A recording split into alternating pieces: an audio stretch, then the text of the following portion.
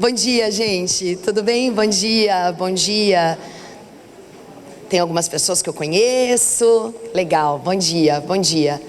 Bom, queria agradecer ao Zé, queria agradecer a Ju, queria agradecer a toda a equipe maravilhosa da Unicamp. Eu sou suspeita para falar como cria da Unicamp, mas eu sempre fico bastante emocionada, feliz e me sentindo privilegiada por estar aqui novamente, né? Torço muito, espero muito para que haja oportunidades adequadas para vocês, assim como o Zé falou, para que vocês se dediquem, se esforcem e estejam aqui também o ano que vem. São os meus desejos, tá? Fiquei pensando bastante em que nome dar, né? Que título dar à minha fala.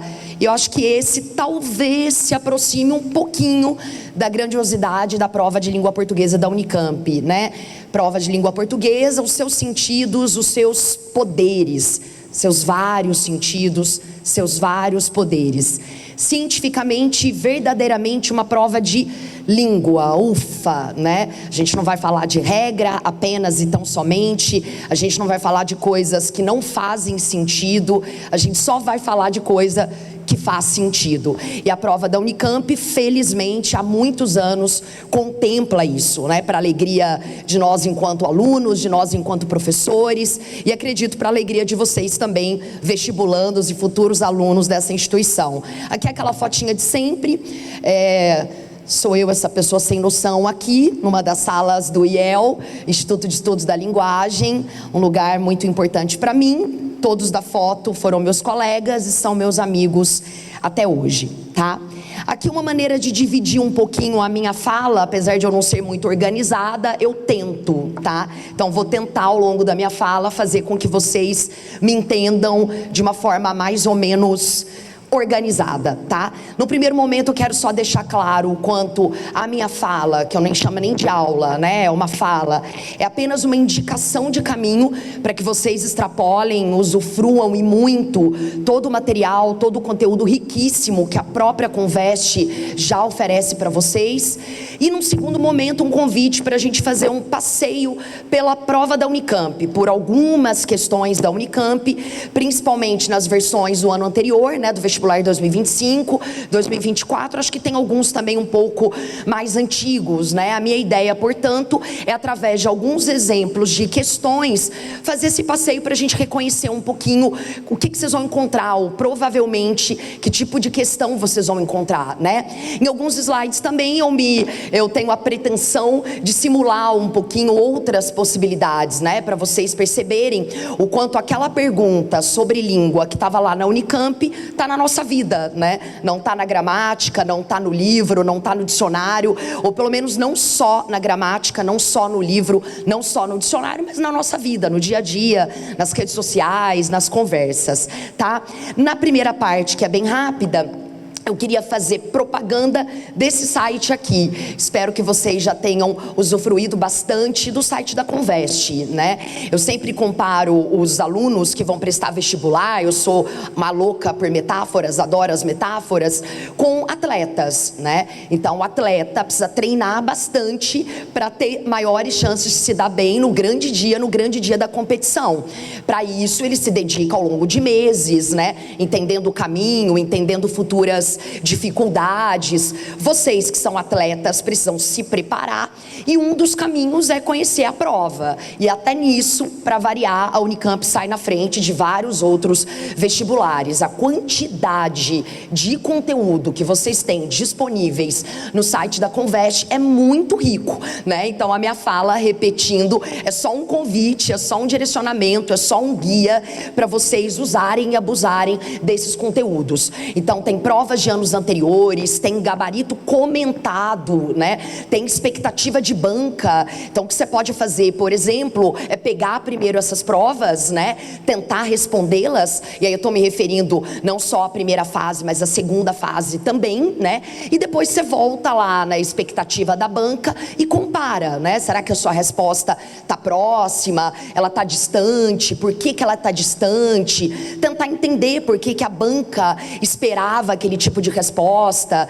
Tem até detalhes como os objetivos da banca com cada questão, que é maravilhoso, né? Você entender por que aquela questão foi perguntada, por que aquela questão estava lá, né? Que tipo de objetivo, que tipo de análise linguística a prova queria com aquela questão. Então, é maravilhoso, gente. Inclusive, por falar nesse site, por falar nesse endereço, todas as questões, como eu disse, que eu vou usar aqui, vêm desse site. Então, eu já me dei o direito de não ficar colocando esse endereço como fonte em todos os slides, tá?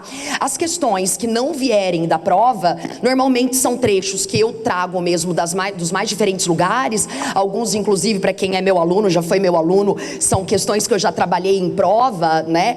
E aí, qualquer irresponsabilidade com relação à fonte incompleta, mal feita, é minha, tá? Não é da Conveste, não é da Unicamp. Tem algum material, inclusive tem alguns exemplos que eu tirei há tanto tempo que eu não me lembro exatamente do endereço eletrônico, então a culpa, a responsabilidade é toda minha.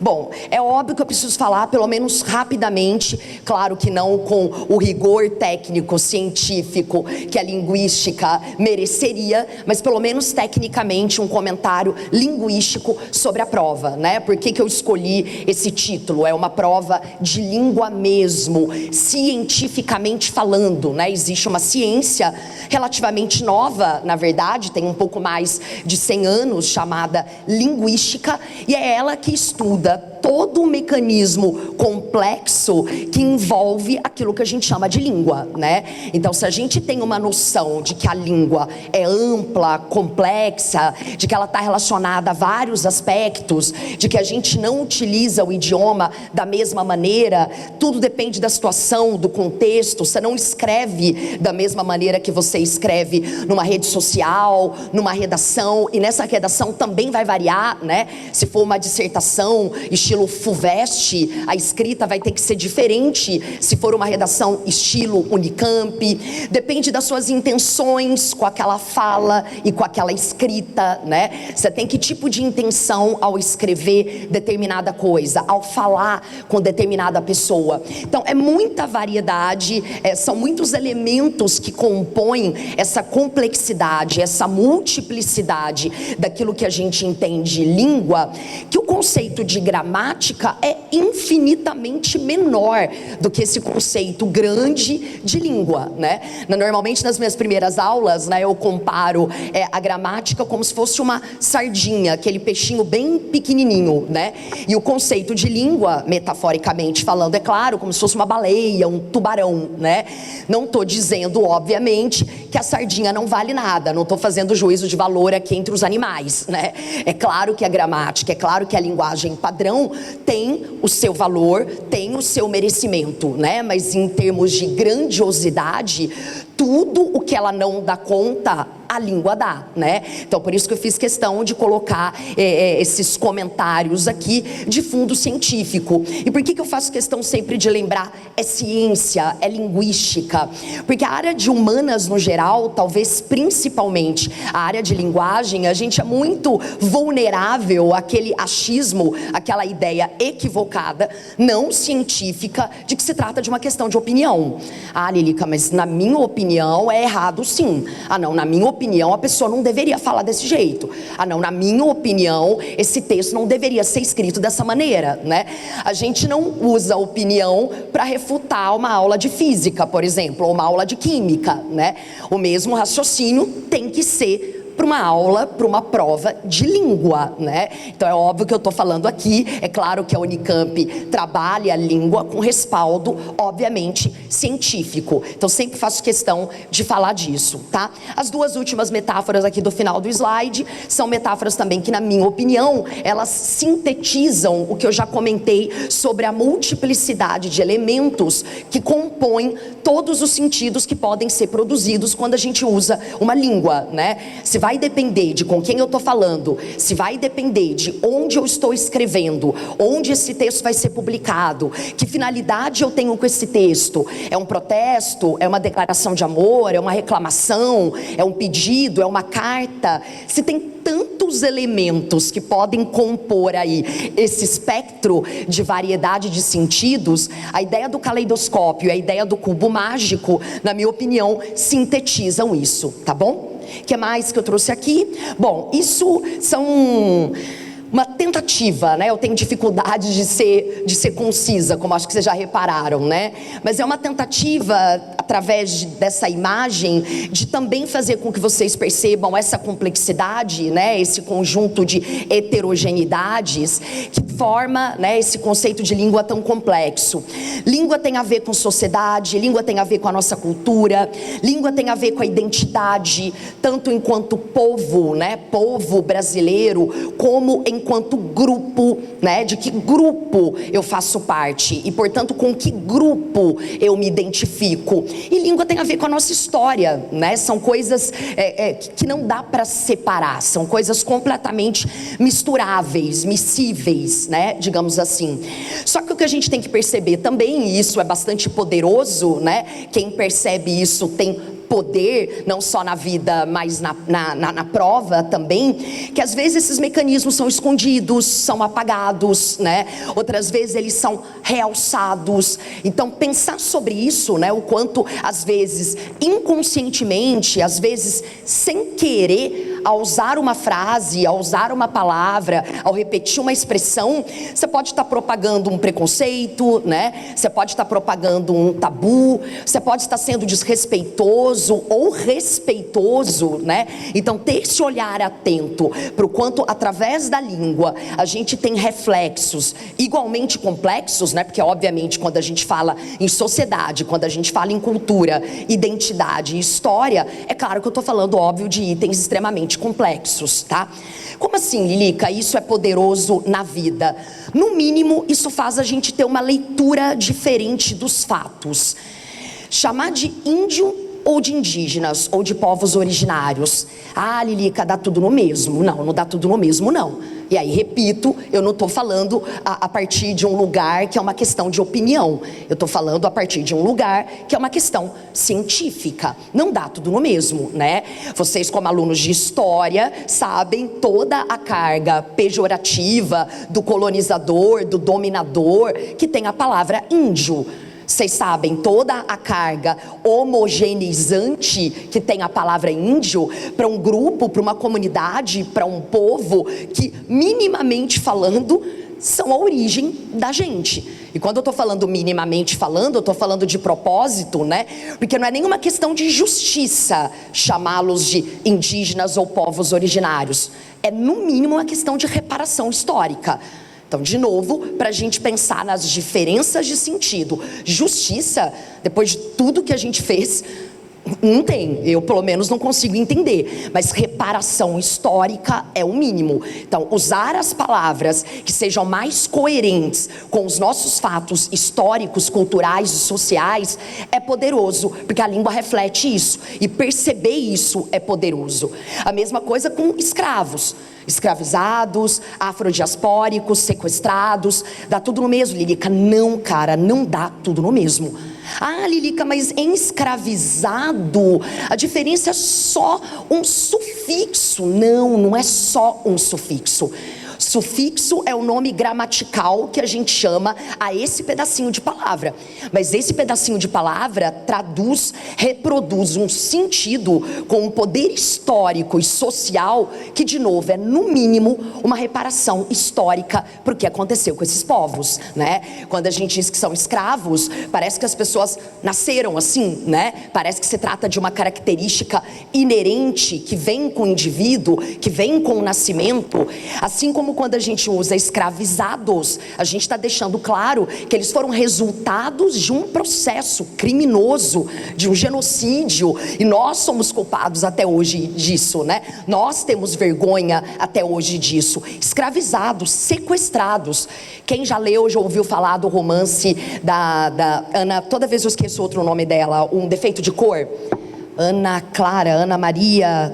Começa com Ana, Um Defeito de Cor. Vocês já ouviram falar desse romance? Foi tema, inclusive, da Portela, no carnaval do ano passado. Portela, inclusive, que já esteve na prova de língua portuguesa.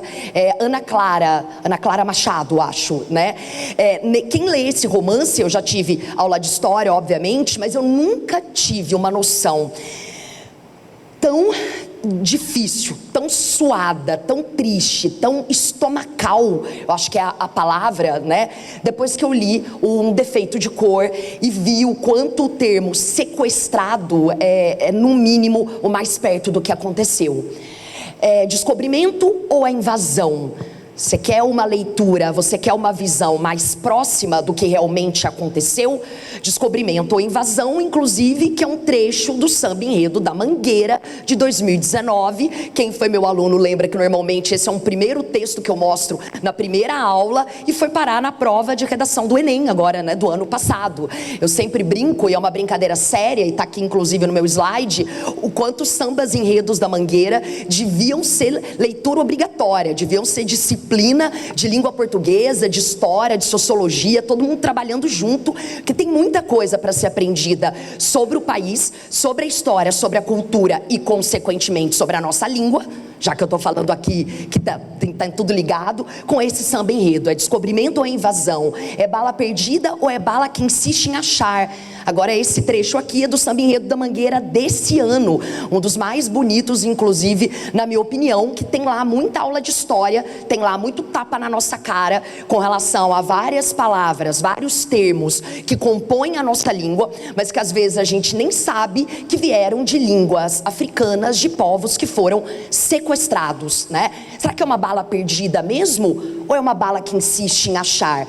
Porque as vítimas da tal da bala perdida são sempre as mesmas. A gente sabe, é só acompanhar os jornais, é só acompanhar as notícias. Será que é bets ou apostas? Estava na prova de redação da Unicamp o ano passado. Será que essas propagandas usassem o termo aposta, que é o mínimo um pouco mais leal, no mínimo um pouco mais coerente com o que de fato são as bets? Será que esse problema que a gente está tendo aí teria a grandiosidade que ele está tendo, né? Solteira, mas é feliz. Isso aqui tem a ver com a minha vida, né? Uma vez, quando eu fui consegui comprar o meu apartamento, estava lá toda feliz, depois de meses e meses e meses procurando apartamento brasileiro, né? Enfim, tem a ver com a nossa identidade, conversa demais. E eu fiquei amiga da moça que estava me acompanhando, que estava me ajudando a comprar o apartamento. Ela sabia da minha vida, né? Que eu era professora, que eu era solteira na época, e foi muito engraçado e triste ao mesmo tempo, quando ela foi me apresentar para gerente da imobiliária, quando eu fui assinar o contrato. Olha, essa é a Liliane, lembra que eu te falei? É solteira, mas é feliz. Nossa, fui para casa chorando, né? Então, quer dizer, o que se espera de uma mulher da minha idade, né? Olha o que está por trás desse mas nessa frase, né? Ou seja, não é só uma palavra, não é só uma conjunção, não é só gramática, é tudo que está por trás disso. Então, por que é uma oposição? Uma mulher solteira à felicidade, né? O Porsche matou motorista de aplicativo. Se der tempo, eu vou falar aqui num dos slides. Uma coisa que me incomodou muito no ano passado foi parar em prova minha, né? Não adianta você saber o que é um sujeito se você não entende o que está por trás de um sujeito utilizado ou não utilizado nas manchetes de jornal. O que aconteceu na Boate Kiss, o que aconteceu em Brumadinho, o que aconteceu com os Yanomamis e acontece até hoje, é mesmo uma tragédia? Oh, que tragédia! Ou é um crime? Ou é genocídio? Se a gente lê, se a gente procura saber sobre os fatos, a nossa tendência, e de novo, eu estou falando de fato, eu não estou falando de opinião, né? Se a gente quer usar a língua de uma maneira mais a refletir os fatos, a gente não tem dúvida nenhuma de que está muito mais para crime e para genocídio, né? No caso de Brumadinho, havia documentos, indícios fortíssimos do quanto a Vale sabia que aquela barragem podia se romper. 270 pessoas perderam a vida em questão de minutos. E a gente fala em tragédia. O que não aparece quando a gente fala em tragédia? O que aparece quando a gente fala em crime? É nisso que a gente tem que pensar, porque língua é isso. E felizmente É isso que a Unicamp vai cobrar de vocês, para no mínimo a gente se sentir incomodado, né?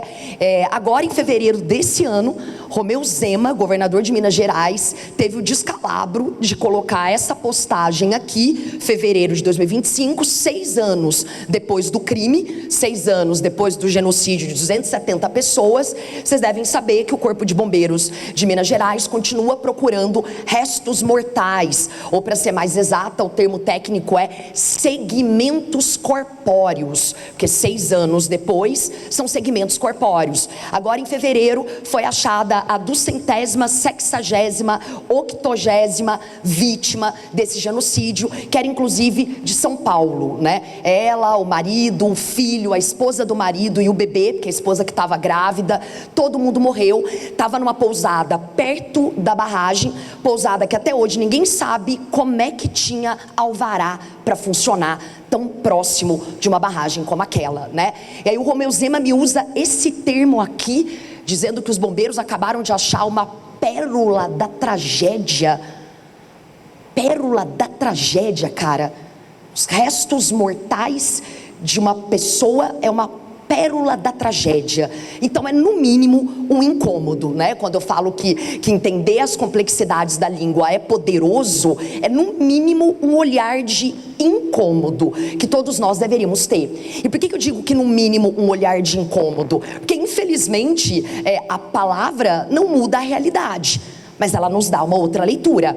A própria Unicamp, no vestibular de 2023, na segunda fase, tinha um texto maravilhoso de uma autora que dizia que não adianta nada não usar a palavra favela, usar a palavra comunidade, se os problemas continuam os mesmos, né? Se não tem escola, se não tem pavimentação, se continua tendo preconceito. Então é óbvio que quando eu estou falando aqui de mudança de termos, mudança de palavras, é claro que a gente não acredita que como uma mágica isso vá mudar a realidade, né? Inclusive nessa questão a qual eu estou me referindo, de 2023, o item B pedia para que vocês fizessem um mini texto, né, um comentário que seria publicado no site, falando sobre que você concorda com o fato de que não adianta não usar a palavra favela e usar a palavra comunidade e os preconceitos continuarem. Então não muda a realidade, mas no mínimo muda o olhar, tá? Que mais? Aqui uma tentativa de aumentar os caminhos também, né? São 3 indicações de livro, uma indicação de CD que deve ser lido ou ouvido, Latim em Pó, do Caetano Galindo, com esse livro que é super acessível à leitura, dá para você ter uma boa ideia dessa complexidade, dessa multiplicidade que é uma língua, inclusive a nossa, né? E com esses 2 livros aqui, do Marcos Banho, o Preconceito Linguístico e Nada na Língua é por Acaso, um linguista, inclusive com quem eu tive o privilégio de ter aula, e que é sempre utilizado, né? Seus trechos sobre preconceito, sobre variação, sobre essa necessidade de entender a língua no seu sentido em que ela realmente é mais vivo, né? Já foi usado em vários trechos de prova. O álbum do Tom Zé, que eu acho sensacional, já diz um pouquinho dessa multiplicidade do nosso conceito de língua. Ele defende usar o termo língua brasileira, né? Porque é óbvio, por questões históricas, sociais, culturais, identitárias, né? O português falado aqui no Brasil não é o mesmo do português falado em Portugal e nem nos países do continente africano, né? Então já começa por aí uma ideia do quanto o CD, esse álbum, traz muita coisa legal para quem quer se informar, quer entender um pouco mais sobre essa complexidade do conceito de língua. Inclusive o Caetano Galindo, o autor do Latim em Pó, contribuiu, ajudou nos estudos, né, linguísticos para ele fazer esse álbum que é sensacional, tá? Aqui outra indicação, como eu já tinha falado, estudem sambas enredos. Esses dias eu estava ouvindo o Simas, né, o professor de história, ele dizendo que no Brasil a gente confunde muito escolarização com educação, né? Isso tem a ver inclusive com a ideia de língua, o quanto o conceito muitas vezes de língua é equivocado porque ele é ligado apenas à gramática, apenas ao conjunto de regras. Tem muita coisa para aprender, gente, da nossa história, da nossa cultura, da nossa identidade e, consequentemente, da nossa língua com os sambas enredos da Mangueira. O de 2019, né, de onde o próprio Enem tirou aquela frase, aquele trechinho maravilhoso, e o de 2025, como eu acabei de comentar, onde tem aquele trechinho, será que é bala perdida ou é bala que insiste em achar?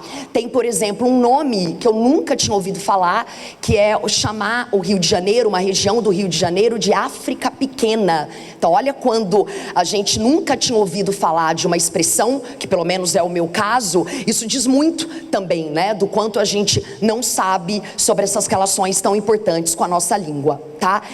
Perceber isso é poderoso na vida e na prova. Mas como assim, Lilica, na prova? Não vai cair gramática, não vai cair regra, eu tenho que saber essa ou aquela regra? Todos os aspectos gramaticais que foram cobrados nas provas da Unicamp até agora, historicamente, sempre estão atrelados ao sentido, né? Então, é um aspecto gramatical, é a gramática que vai ajudá-lo, que vai ajudá-la, que vai me ajudar, que vai nos ajudar a entender melhor o sentido que está sendo produzido ali. Não me lembro de ter visto, ainda bem, felizmente, graças à ciência, não me lembro de ter visto uma questão que é gramática por ela mesma, sabe? Quando o cara te pergunta, justifique por que o tempo verbal é esse. Porque é futuro do pretérito. Você tem que saber futuro do pretérito, mas qual que é a importância de você entender o futuro do pretérito usado ali naquele contexto? É muito importante saber isso, inclusive para resistir, que é um próximo exemplo, o primeiro exemplo de questão que eu vou mostrar. Aqui um trechinho de uma fala do Banho, o linguista que eu citei lá naqueles 2 livros, que eu acho também bastante ilustrativa, né, para a gente entender a diferença entre gramática e língua. Ele fala que a gramática, aquilo que se chama de gramática, é um iceberg, é só uma pontinha, né, o quanto proporcionalmente. Portanto, o conceito de idioma é muito maior do que aquilo que a gente chama de gramática. E outra comparação maravilhosa, que na minha opinião eu acho que ele faz, é que a gramática é o Igapó, é aquela região ali de floresta que fica inundada, né? Enquanto a língua é um rio. E aí esse trechinho é muito bom, se vocês me permitem ler. O real estado da língua é o das águas, foi um S a mais ali, de um rio, que nunca param de correr e de se agitar, que sobem e descem conforme o regime das chuvas, sujeitas a se precipitar por cachoeiras, a se estreitar entre as montanhas e se alargar pelas planícies, né? Então essa diferença entre o quão raso, parado, é aquilo que a gente chama de linguagem normativa, e o quão em constante movimento, em constante renovação, né, em mudanças a todo momento, é o conceito de língua, fica muito claro aí. Como assim, Lilica? Resistir. A prova de língua portuguesa, os seus sentidos culturais, identitários, os seus poderes de resistência.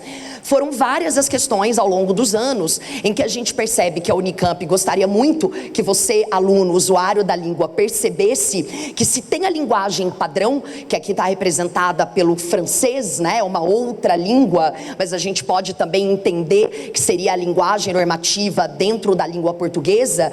Se essa linguagem é a linguagem do dominador, né, porque as regras, a linguagem padrão é principalmente dominada por pessoas que estão na camada de poder, por pessoas ricas, né, por pessoas que têm alta escolaridade, não usá-la é também uma forma de resistência e, portanto, é uma forma de identidade cultural. A alternativa dessa questão ilustra bastante isso, né? Indica um posicionamento de resistência por meio de uma crítica à aprendizagem forçada da língua do colonizador. Eu não estou dizendo, obviamente, é claro que vocês me entendem, Lilica, quer dizer então que eu posso resistir e na prova de redação do Enem eu posso não usar a linguagem padrão? Infelizmente não é isso que eu estou dizendo, né? A gente sabe que na maioria das provas de redação, na maioria do gabarito, né, da grade das provas de redação, tem o domínio da linguagem padrão. A gente precisa dominá-la sim, a gente precisa entendê-la sim, mas a gente precisa ter noção de que não usá-la também é uma opção, né? Porque tem a ver com uma identidade. Vocês imaginem, aliás é melhor nem imaginar esse tapa na cara que é o negro drama do Racionais MC, adequando a letra, adaptando a letra ao horror da linguagem padrão. Vocês imaginem que horror que seria, né? O Emicida, que também já caiu na prova da Unicamp, essa frase que faz parte do refrão, tudo que nós tem é nós. O quanto de identidade, de cultura, de um grupo, de um povo está representado aí no não uso da linguagem padrão, com orgulho, né? Eu me identifico com esse povo, não vou usar a linguagem padrão. Ou no Adoniran e de tantos outros exemplos, Cartola, né? E de tantos outros exemplos que a gente sabe, que a gente conhece, de letras maravilhosas, praticamente poesias, que não usam a linguagem padrão. Que ótimo, que maravilha, né? Tomara, espero que vocês nunca tenham respondido uma questão numa prova na escola de vocês, que pede para indicar o erro dessa letra, né? Que pede para vocês adaptarem alguns trechos à linguagem padrão, porque a não linguagem padrão, o não uso da linguagem padrão é exatamente uma das grandes forças desses exemplos aqui, né? Inclusive o Mano Brown tem uma hora que ele fala gíria não dialeto, né? Faço questão de dizer que o que a gente fala é um dialeto e não uma gíria, exatamente para mostrar a importância e não a desimportância. Tá? Aqui como eu falei, a ideia é fazer um passeio, né, por algumas questões. O meu objetivo não é ler a questão, não é responder com vocês a questão, exatamente porque, como eu disse, eu espero muito que vocês façam isso, né, que vocês nadem de braçada ali no conteúdo disponível no site da Conveste. Mas essa questão aqui é maravilhosa e reflete muito o poder social e o quanto, com alguns termos, com algumas palavras, a gente pode realçar isso, né? A Vilma Piedade fez um livro intitulado Dororidade e ela explica, né, a necessidade de existir esse termo na nossa língua. Porque na opinião dela, isso é um reflexo social extremamente constatável, né? Verificável na realidade, que se o termo sororidade tem a ver com união entre mulheres no geral, no combate ao machismo, tem até explicação, né? O sororidade vem de soror ou soror, que é irmã em latim. As mulheres pretas, além do machismo, sofrem o racismo. Então não é simplesmente inventar uma palavra, né? É fazer com que a sociedade, é fazer com que as pessoas percebam, através dessa palavra, fatos sociais extremamente importantes, que precisam vir à tona, que precisam ser discutidos. Lilica, aqui a Unicamp poderia inclusive fazer uma questão, não fez, mas fazer uma questão inclusive sobre processo de formação de palavra, né? Neologismo, já houve várias, inclusive a partir do radical dororidade, o sufixo idade, formador de substantivo, poderia, como foram várias questões, inclusive, dessa natureza que já apareceram na prova, né? Então, nunca é, assim como ela já perguntou, nunca é um questionamento da gramática apenas pela gramática, mas é o significado, a importância semântica dessa palavra, né? Aqui essa também maravilhosa, de 2024, esse trecho da Eliane Brum é sensacional, também vou me dar o direito aqui de lê-lo. Comecei este livro usando povos da floresta, conceito que costumo usar em meus artigos. Povos da floresta implica que os povos pertencem à floresta e não a floresta pertence aos povos. A crase no A faz toda a diferença. Quando compreendemos algo das centenas de diferentes povos indígenas, ou algo que os une, e quando compreendemos a origem de beiradeiros e quilombolas, alcançamos uma outra camada de conhecimento. Esses povos não possuem a floresta, a formulação está clara. Afirmar apenas que pertencem a ela, porém, ainda não é exato. Eles não pertencem, eles são. Porque ser ribeirinho e quilombola e indígena, para além de qualquer estatuto, é se compreender como natureza. Deletamos a partícula de pertencimento da, para que possam ser reintegrados também na linguagem, né? E aqui o Armandinho, que é figura também constante, né, na prova de língua portuguesa da Unicamp, o amigo dele indígena, perguntaram se a terra era nossa, e minha avó disse que não. Por isso expulsaram a gente. Aquela terra nunca foi nossa, nós que somos daquela terra.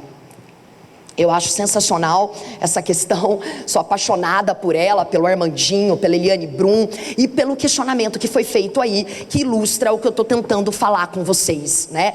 Tem aspectos gramaticais? Tem noção de crase, tem noção de preposição, mas o que adianta você saber usar crase, você saber o que é uma preposição, se você não consegue entender o efeito semântico e o poder cultural que não usar a preposição tem, né? Então, o aspecto gramatical, seu conhecimento gramatical precisa estar atrelado à produção do sentido, à compreensão do sentido, né?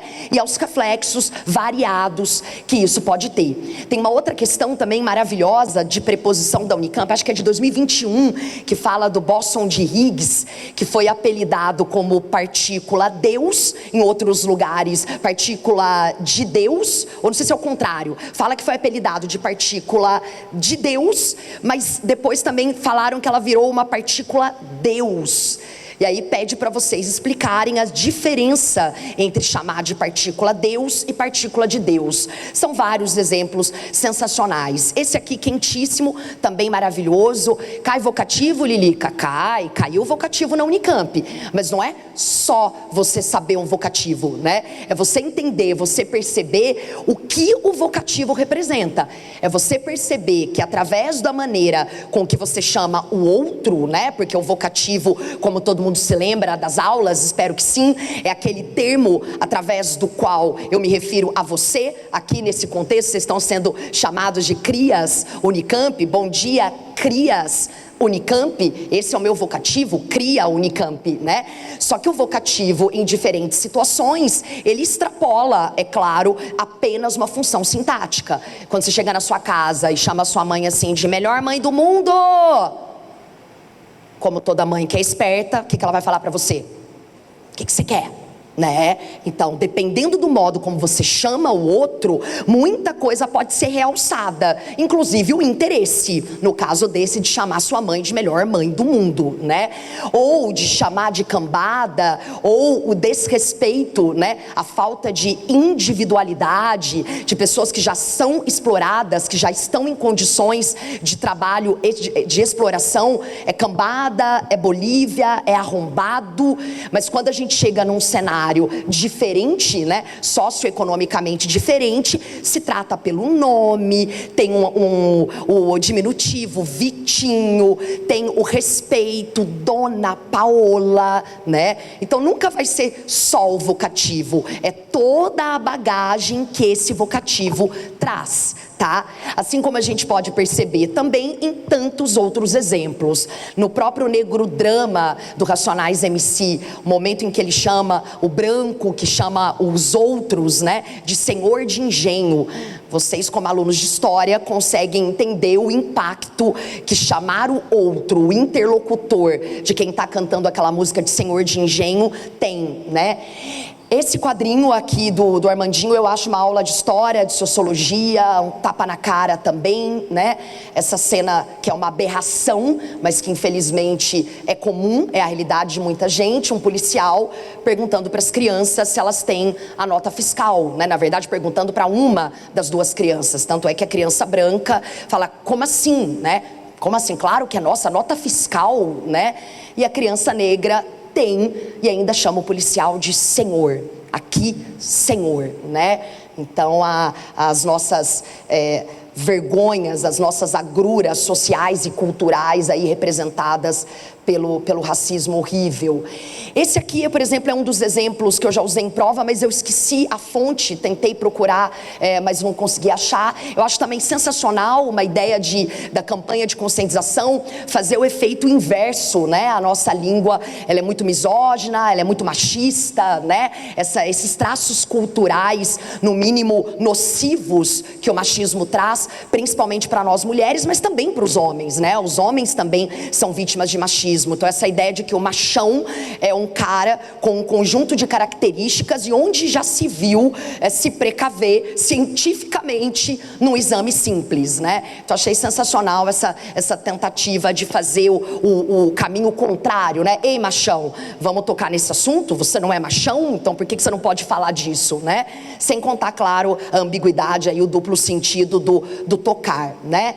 Essa do Macetando, que fez super sucesso o ano passado. Quem é meu aluno lembra que em aula eu falei sobre isso, foi bem engraçado, depois virou questão da prova. Eu estava dançando a música Macetando, passando vergonha, como eu sempre passo, né, gente? E eu não sabia o que era o macetando, né? De acordo com os alunos, macetando tem um determinado significado que a Unicamp, no seu enunciado, resolveu chamar de mascarado, né? Então não dá para ter certeza e nem um pouco, não é nenhum problema também não ter certeza. O que você precisa entender, e por isso essa questão também ilustra, exemplifica, que não adianta você decorar a classificação verbal. Ah, Lili, que eu sei até hoje de cor, verbo de ligação. Perdeu seu tempo, infelizmente, né?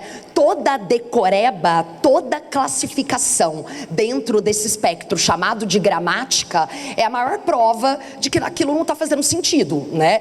Porque a própria Unicamp deixa claro no início do texto, olha, na gramática, no dicionário, macetar é transitivo direto, é aquele verbo que precisa de complemento. Só que na música da Veveta não tem, e que ótimo que não tem, né? Que ótimo que a língua extrapole dicionários e gramáticas. Que ótimo, é isso que a prova contempla, né? É isso que é língua, e é disso que a gente tem que entender, né? Não dá para enquadrar em classificações se você não tem noção que essas classificações vão ser completamente variáveis, completamente mutatis mutantes, dependendo do contexto em que elas estão. Foi parar até na Globo, né? Virou reportagem da Globo, música da Ivete, foi parar na questão da Unicamp, maravilhosa, né? Maravilhosa. Que mais? Isso aqui também foi parar numa questão de prova minha, o ano passado, começo do ano de 2024, me incomodou muito, né? Como pessoa que tem noção, e vocês também têm, eu tenho certeza, né? Dos poderes que a língua refletem, realçando ou escondendo. Mais um caso, né, de crime, que não é chamado de crime, raramente é chamado de crime, afinal, né, era só um menino de 30 anos querendo curtir a vida com seu carro dado pelo papai, né? Mas me incomodou muito que na maioria das manchetes, o sujeito das frases era um Porsche. Como assim, cara? Colisão com Porsche mata motorista de aplicativo. Porsche que matou motorista de aplicativo em São Paulo custa 1 milhão. Porsche era conduzida a 156 km por hora. Porsche acima do limite causa acidente. Perícia conclui que Porsche que matou motorista de aplicativo. Carro mata alguém? Lili, que eu sei o que é sujeito. Sujeito é aquele que pratica a ação. Nem sempre, né? Já começa com um conceito esquisito e reduzido. Nem sempre o sujeito de uma frase é aquele que pratica uma ação. Mas se a gente entende gramaticalmente que como é que um carro praticou uma ação? Não adianta você saber identificar sujeito, não adianta você saber classificar sujeito, porque nesse caso o sujeito está bem claro, é o sujeito determinado, explícito, simples, Porsche, se você não entende o absurdo que está sendo feito aí, né? Mas quem não está aparecendo então? O Porsche não dirige sozinho? Quem não aparece? Olha que coincidência, uma pessoa rica, né? Que coincidência. Como eu disse, só um menino, um garoto de 30 e poucos anos que tinha bebido depois de uma balada e tinha pegado o Porsche para se divertir. Vocês estão entendendo o que eu estou falando, pessoal? Né? O que esse exemplo ilustra, né? E o que tem a ver com o início da minha fala?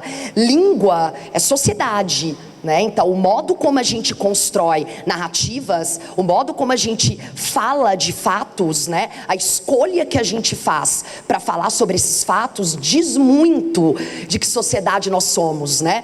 Quem que a gente prefere esconder para poupar, coitado, né? E ao poupar, ao esconder, o que não aparece, tá? Eu fiquei realmente bastante incomodada, e quem é meu aluno lembra que isso aqui virou várias questões de vestibulares. Lilica, sei voz passiva, sei voz ativa, ótimo. Você lembra que voz ativa é aquela em que o sujeito pratica a ação. Você lembra que voz passiva é aquela em que o sujeito recebe a ação. Mas você consegue perceber o horror que é feito na maioria das manchetes que tratam de feminicídio? Isso aqui é um exemplo já antigo, infelizmente, se a gente for atualizar, vão ser outros milhares de casos, né? Em 2016, quando fez 10 anos da Lei Maria da Penha, vários jornais fizeram uma espécie de coletânea de crimes envolvendo, claro, maridos, ex-maridos, homens, né? Matando as mulheres. E é muito chocante, isso também já virou questão de prova minha, o quanto a maioria das frases dessas manchetes são feitas na voz passiva, né? Eloá é sequestrada e assassinada porque o ex não aceitava o fim do namoro. Universitária é assassinada pelo ex-namorado. Dançarina é assassinada. Mulher e filha são mortas. Advogada é assassinada pelo ex. Fisiculturista é asfixiada pelo namorado. Tudo voz passiva. Sujeito. Vamos responder? Gramática? Sujeito da primeira frase, Eloá. Sujeito da primeira frase, Eloá. Sujeito da segunda frase, universitária. Sujeito da terceira frase, dançarina. Sujeito da quarta, mulher e filha. Sujeito da quinta, advogada. Sujeito da última, fisiculturista. Vocês conseguem perceber, lembrar das aulas de gramática, que todas as frases estão na voz passiva? São todos sujeitos pacientes ou passivos, né? E qual que é a semântica da voz passiva? É aquela que o sujeito recebe a ação, não pratica a ação. Aí você poderia me perguntar, uai, Lilica, mas não é isso mesmo, né? Esses sujeitos, essas mulheres, não receberam a ação de serem assassinadas, de serem violentadas? Sim, não receberam. Aliás, sim, receberam. Mas quando elas são colocadas como sujeito, quem fica em último plano? Em alguns casos nem aparece o agente da ação, o criminoso, o homem, né? Em alguns casos, aliás, na maioria dos casos, nem aparece o criminoso. E aí eu coloquei aqui essa publicação da professora do Federal do Rio de Janeiro, a Maria Luísa Susequinde, que eu achei sensacional, também já usei em várias provas minhas. Entre a mulher foi espancada e um homem espancou, tem uma diferença que não é só sintática, é machismo. Porque se as manchetes são mulher é assassinada, filha é assassinada, não aparece o agente. Isso pode ser pouco, mas não é, isso é muito. Se a gente está entendendo o que eu estou tentando falar com vocês, né, sobre os poderes que a língua tem, a gente consegue perceber esse poder, inclusive naquilo que não aparece. Se o sujeito é o Porsche, quem não aparece? Se as vozes estão na voz passiva, quem não aparece? A gente está cansado de saber, perceber, ouvir e ler, né, que no machismo a vítima muitas vezes é culpada pela violência, pelo crime que ela recebe. O Unicamp já trabalhou várias vezes com machismo e linguagem, questões maravilhosas, uma de 2021, tenho quase certeza que é de 2021, que fala inclusive da presidenta Dilma, que fazia questão de se chamar presidenta, né, o que isso significa socialmente, culturalmente, historicamente, e o quanto a Cecília Meirelles não gostava do termo poetisa, né, que dentro da gramática seria a versão feminina para a palavra poeta, né? Ela defendia, ela dizia que o termo poetisa parece menos, né, parece depreciativo, o que infelizmente acontece com tantos termos, com tantas palavras que estão ligadas ao gênero feminino, né? Em aula com os meus alunos a gente sempre faz esses testes, né? Essas brincadeiras. Por exemplo, que palavras, que termos existem para falar da prática de namorar várias pessoas quando esse indivíduo se identifica com gênero masculino? Que palavras são usadas? Garanhão, o que mais? Cara é fudaço, fudidaço, pega todas, o que mais? Oi? Machão, normalmente são termos cheios de sou poderoso. E quando a gente está falando exatamente da mesma prática, namorar vários, só que o gênero é feminino, no mínimo, né? Piranha, galinha, no mínimo. Então, é científico, é fato, né? É língua, é disso que a gente está falando, tá? É disso que a gente está falando, é disso que a prova da Unicamp trata. Aqui alguns outros exemplos, também para brincar um pouquinho com alguns aspectos gramaticais. Essa questão, a Unicamp adora trabalhar com linguagem não verbal, que é o caso dessa charge, né? Linguagem verbal e não verbal, linguagem mista, as duas misturadas também. Essa questão aqui a Unicamp pede, nossa Lilica, a Unicamp pediu para falar sobre o prefixo de, né? Qual que é o valor do prefixo de? Sim, mas não é o prefixo pelo prefixo. Depois você vai entrar no site da Conveste, vai ler com calma essa questão e vai entender o quanto a pergunta feita no item B da Unicamp é uma pergunta que ilustra isso que eu estou comentando aqui. Não é a gramática pela gramática. É um aspecto gramatical relacionado a uma luta contra a colonização, contra a colonialidade, né? Contra essa ideia de que a gente deve submeter a outros países só porque eles têm poder econômico, financeiro, inclusive político maior, né? E eu gosto muito de também brincar o quanto o prefixo parece uma coisa tão, como é que eu poderia dizer, estagnada, né? Sem movimento. Ele é exatamente o contrário, porque o prefixo de, na palavra decolonialidade, significa não, né? Então é uma maneira do Brasil não se render a essa ideia. Mas o mesmo prefixo de, no maravilhoso nordestinês desinfeliz, não tem nada a ver com esse sentido, né? Então, Lilica, posso entender, posso decorar que toda vez o prefixo de ou o prefixo des tem ideia de negação? Claro que você não pode decorar, claro que você não pode classificar, vai depender da palavra, né? O desinfeliz, o prefixo des, na verdade, significa muito.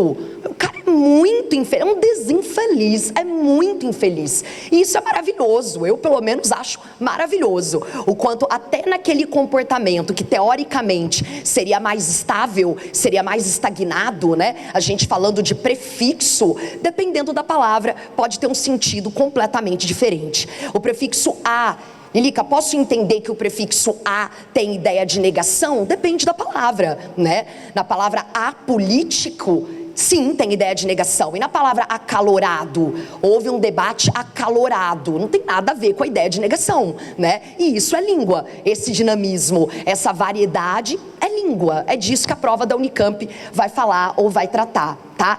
Aqui a variação linguística, que também está sempre presente em questões da prova da Unicamp. Aquele linguista que eu indiquei para vocês, o Marcos Banho, trabalha muito com esse conceito, que é tão importante também para a gente entender, né? Esse dinamismo, essa multiplicidade, essa grandiosidade, que é o conceito de língua portuguesa. E essa variação existe por diferentes razões, né? O gênero, a idade. Uma metáfora muito bonita aqui no início do trecho: palavras são entes vivos, nascem e morrem, com toda uma história que pode ser curta ou longa, né? Então não tem essa de que essa palavra não existe, Lilica. Lá naquele slide você usou pequenamente, você usou apenasmente. Isso não existe. Uai, claro que existe. Estou usando, né? Pode não ser enquadrado dentro daquela linguagem chamada de normativa ou padrão, mas se o usuário falou, se você entendeu, é claro que a palavra existe, tá? Então é muito legal a gente perceber esse dinamismo, né? Qual gíria que tá na moda? Eu tô meio fora de moda. Qual gíria que vocês estão usando mais ultimamente, vocês jovens? Ó, olha o machismo. Fiquei de xereca significa o quê? Essa eu aprendi, não, mas é isso. Não estou falando que você é machista, estou falando que a língua é machista. Eu aprendi, olha que coincidência, cara, olha que coincidência. Eu aprendi o fiquei de xereca semana passada com uma aluna do cursinho. Eu não conhecia, não sabia fiquei de xereca. E ela me explicou, não sei se é esse mesmo sentido que você sabe. Fiquei de xereca é passar por uma situação constrangedora, passar vergonha, ela me disse. Ah, tá. Mas de todo modo, no sentido dela, que é passar por uma situação de vergonha ou ficar chocado, tem a ver com o órgão sexual feminino, né? Enquanto no órgão sexual masculino, os valores, a semântica não tem nada a ver com choque ou com vergonha, são sempre diferentes, né? Esses dias eu aprendi também com os alunos do primeiro ano do ensino médio, eles estão na moda agora eles chamarem de viados, os meninos, ô viado, chamar de dog, cara, eu Eu cheguei em casa, a primeira coisa que eu fiz foi perguntar pro meu filho: filho, você não usa dog não, né? Chamar de dog. E aí, dog? Então, é uma questão de idade. Menino de primeiro ano do ensino médio tem quantos anos? 14, 15, mais ou menos, né? É uma questão de idade e é uma questão de gênero também, né, gente? Porque as meninas não se chamam de viadas nem de doga, né? Então, às vezes, os elementos vão se misturando também, né? Que mais? Agora tá na moda chocolatudo. Adoro essa palavra. Que bolo chocolatudo, não é? Eu adoro. É mais do que o oso, o chocolatudo. E a questão da Unicamp agora de 2025 cobrava isso também, né? Aqui a linguagem mista, assim como a Unicamp cobra a linguagem não verbal apenas, tem também linguagem mista, essa aqui sensacional, também da primeira fase do ano passado, né? E eu costumo comentar com os meus alunos que uma maneira, talvez, que facilite a nossa compreensão, né? Enquanto a linguagem verbal e a não verbal podem se relacionar de duas maneiras. Nesse caso aqui, nos dois exemplos, na esquerda, usado pela própria Unicamp, na direita, eu usei numa prova, o quanto a relação é muitas vezes por oposição, né? E é pela oposição que a gente entende a crítica, que o sentido se faz, né? Então, cara, quanto mais o cara tá se achando, quanto mais o cara tá se colocando como superior, como fodaço, menor é o tamanho dele, né? Eu brinquei, inclusive, em sala de aula também, um aspecto gramatical que caberia bem aqui, também é o lance do verbo ser, né? O quanto a frase, você sabe quem eu sou, diz muito, né, da nossa sociedade. O indivíduo que acha que por ser filho de fulano, né, por ter grana, enfim, ele é superior a alguém, né? Eu sou alguém. Essa charge aqui eu acho sensacional, do Duque. Eu acho que daria aula de história, de sociologia. É o exemplo da falácia da meritocracia, né? Era para ser um Michael Phelps, mas faltou esforço. Então vai tendo comparação. Usain Bolt, mas faltou determinação. Era para ser uma Simone Biles, mas faltou força de vontade, né? A crítica da ideia de que, se você quiser, olha, cara, se você se dedicar, você consegue. Tem gente que está tentando sobreviver, literalmente sobreviver, não morrer, né? Então a meritocracia, é óbvio, não tem fundamento nenhum. Essa aqui também eu adoro, da Cracolândia, é um exemplo também de questão muito comum da Unicamp, de não só trabalhar com a linguagem mista, né, no caso da esquerda, do texto 1, mas também de trabalhar com textos diferentes e perguntar se vocês compreendem o quanto, apesar de linguisticamente eles serem diferentes, eles abordam o mesmo assunto, né? Essa questão é bastante ilustrativa. A Unicamp pede para você escolher a alternativa cujas ideias estão presentes tanto no texto 1, que é o da esquerda, quanto no texto 2, que é o da direita, né? Então a Unicamp sempre abordando problemas sociais graves, urgentes, que deveriam estar na pauta e que deveriam ser resolvidos. É sensacional também, né? Essa charge aqui, sensacional. O que mais? Os memes, as postagens, né? Sempre tem questão envolvendo meme, envolvendo postagem. Por que, Lilica? Porque é língua, porque é a vida real, porque é o uso da língua. Eu adoro meme, eu sou fã de meme, de figurinha. Acho que a vida fica muito melhor com os memes e com as figurinhas. Esse aqui eu já usei numa prova, acho que foi de vocês, né, meninos? Que adianta você saber o que é uma metáfora ou uma comparação, né? Se você não percebe o quanto essa metáfora ou essa comparação está sendo usada ali em prol do humor, né? E o quanto a foto da Salvador Olímpica ali, realmente ela corrobora, ela complementa com o grau de inutilidade que o indivíduo está se sentindo, que deve ser bastante grande, né? Que adianta você ler as músicas maravilhosas do Cartola e identificar que na música A Vida é um Moinho, a gente tem uma metáfora, uma das músicas mais maravilhosas dele, na minha opinião, se você não entende como é que essa metáfora é trabalhada na letra da música, né? E por que associar a vida a um moinho é tão importante para a narrativa que foi construída ali pelo Cartola, né? Então, vocês reparem que no fundo, no meu discurso, eu estou sempre falando que o aspecto gramatical precisa estar trabalhado em prol da compreensão. Precisa fazer sentido, em todos os sentidos, né? Esse aqui também eu vi recentemente, achei maravilhoso, a relação de oposição, no caso, né? Todas as viagens que eu fiz me fizeram ser quem eu sou hoje. Quem eu sou hoje, um endividado. Eu achei ótimo. E a cara também é maravilhosa, né? Aqui exemplos de vírgula, adoro falar de vírgula, porque vírgula também é bastante ilustrativo. O que adianta você saber que vírgula é obrigatória no vocativo, se você não entende que a falta de um vocativo ali transforma a Carla Santos em criminosa, né? Tráfico humano. Vendo meninas, aceita o cartão, né? Provavelmente a Carla Santos quis dizer meninas, né? Meninas é um vocativo. Tô vendendo, aí tinha foto de um vestido, aceita o cartão. Mas o fato de ter deixado para trás uma vírgula faz com que ela venda pessoas, né? O que é crime. Aqui também, vamos virar meninas, faltou a vírgula, mudou o sentido, né? Mudou completamente o sentido.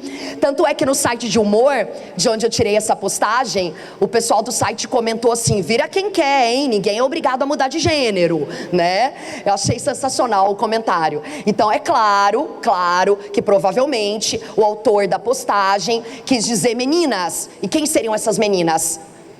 As jogadoras, né? Vamos virar o quê?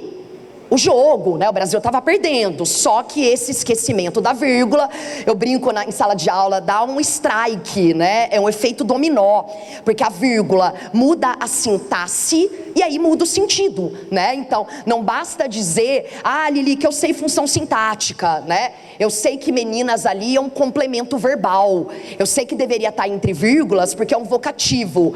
Não basta você manjar de sintaxe, você saber usar vírgula, se você não consegue entender e explicar as implicações semânticas que a sintaxe, que a vírgula podem causar, né? Essa aqui também eu achei sensacional. Claro que a gente entende pelo contexto, né, o que o autor da campanha quis dizer, mas o pessoal do site de humor comentou assim: mas o que eu fiz, Deus? Né? Porque do jeito que está escrito, Deus odeia o racismo em você, né? Mas o que eu fiz, Deus? Porque sem a vírgula, né, deveria ter uma vírgula ali, ou até um ponto final. Deus odeia o racismo, ponto final. E você? Né? E você também odeia o racismo, mas como não tem uma vírgula ou um ponto final, o você entra sintaticamente na mesma categoria do racismo. Complemento verbal do verbo odiar, e aí muda completamente o sentido, tá? O que mais que eu trouxe aqui? Estou terminando. Lilica, eu sei ordem direta, sei ordem indireta, ótimo. Vocês conseguem identificar que essa frase está na ordem indireta? Vocês lembram disso? O que é a ordem indireta? Quando o sujeito está depois, né, do predicado. Na verdade, existem outros tipos de ordens indiretas, mas a mais famosa, digamos assim, é quando a gente coloca o sujeito depois do verbo. O que adianta você saber o que é uma ordem indireta se você não entende o efeito do uso dessa ordem ou a razão do uso dessa ordem nos mais diferentes contextos da vida real, né? Segunda-feira, apesar da ordem indireta ser super rara, de cada 10 frases que a gente fala, ouve ou escreve, 9.9 estão na ordem direta, né? É o sujeito primeiro e o verbo depois. O sujeito primeiro e o predicado depois. Por que na segunda-feira, de cada 10 manchetes, 10 estavam usando a ordem indireta? Essa ordem que é tão rara. Dentro desse contexto de circulação, jornal, mídia, vocês conseguem perceber? Conseguem identificar que efeito o uso da ordem direta acaba trazendo? O de chamar atenção, o de destaque, né? A primeira palavra na qual a gente bate o olho é morre. E isso pode parecer detalhe, isso pode parecer pequeno, mas não é. Então, usar ordem indireta pode ter a ver com o efeito de ênfase, que dentro do contexto de circulação de notícia, né, quanto mais engajamento, melhor, é um motivo nobre, digamos assim. Claro que não é o único, vocês que já leram, ouviram, escutaram e se deliciaram, as músicas do Cartola, os contos maravilhosos da Conceição Evaristo, sabem que dentro da literatura, muitas vezes a ordem indireta não tem a ver com ênfase, mas tem a ver com ritmo, com rima, com cadência, né? Então, para o compositor conseguir determinado ritmo, determinada cadência, ele inverte a ordem da frase, por mais que isso possa até dificultar um pouco a compreensão, né? Eu sempre brinco em aula, ler Camões sem ter noção do que é ordem direta e indireta, dificulta muito mais a nossa vida, né? Se você pega os sonetos do Camões e tenta passar para a ordem direta, que foi o que a Unesp pediu, que a FUVEST pediu nos últimos anos, você está se ajudando a entender melhor, né? Porque a gente está voltando para uma zona de conforto, que é o modo como a frase é construída. Aqui também daria para a gente falar do aposto, primeiro pontífice latino-americano. Então, o que o aposto traduz, o que ele contempla, o que ele reflete, né? Então, para nós é valoroso que ele foi o primeiro pontífice latino-americano. Será que esse aposto esteve presente também em outros países, em outros lugares do mundo, né? Então, o quanto o uso da língua reflete um posicionamento, inclusive geográfico, né? Quem que você quer valorizar, o que você quer destacar, tá? É isso, queridos, espero que vocês tirem uma foto, que eu não sei por que a frase saiu inversa aqui, eu não quis fazer ordem indireta, mas eu espero que vocês tirem uma foto aqui nessa placa, sem subir nela, é claro, e sem estragar o jardim maravilhoso da Unicamp, mas é uma placa simbólica, que representa bastante afeto, e tenho certeza que vários de vocês, a maioria de vocês estarão lá. Tá bom? Espero que a minha fala tenha ajudado 0,0001 em alguma coisa com relação ao preparo de vocês. Obrigada, gente.